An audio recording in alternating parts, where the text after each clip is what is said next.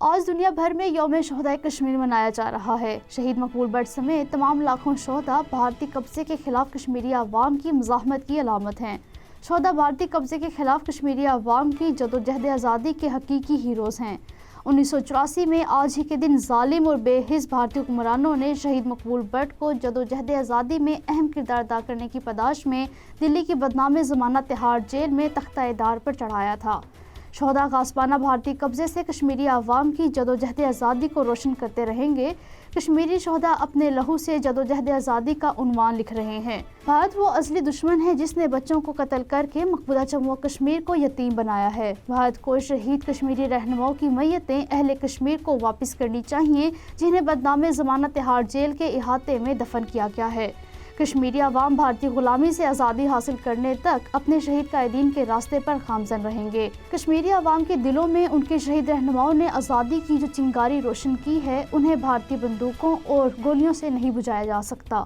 ظالم بھارت کو مقبوضہ جموں و کشمیر میں اس کے جرائم کے لیے جواب دہ ٹھہرانے کی ضرورت ہے۔ بھارت کو مقبوضہ جموں و کشمیر میں انسانیت کے خلاف اپنے جرائم کے بارے میں بین الاقوامی عدالت کے سامنے جواب دینا ہوگا۔ بین الاقوامی برادری کو جمہوریت کے نام نہاد لبادے میں لپٹے مقبوضہ جموں و کشمیر میں بھارت کی طرف سے ڈھائے جانے والے مظالم پر کارروائی کرنی چاہیے۔ کل جماعتی حریت کانفرنس کے چیئرمین مسرت عالم بٹ اور وائس چیئرمین شبیر احمد شاہ نے محمد مقبول بٹ کو ان کے 39ویں یوم شہادت کے موقع پر شاندار خراج عقیدت پیش کرتے ہوئے کہا ہے کہ کشمیری عوام اپنے عظیم شہدا کی قربانیوں کی حفاظت کرتے ہوئے ان کے مشن کو منطقی انجام تک پہنچانے کے پابند ہیں۔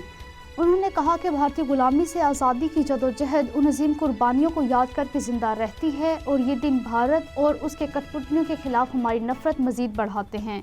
شہید مقبول بٹ کی یاد میں آج پورے مقبوضہ جموں و کشمیر میں مکمل ہڑتال ہے جس کی کال کل جماعتی حریت کانفرنس نے دی ہے۔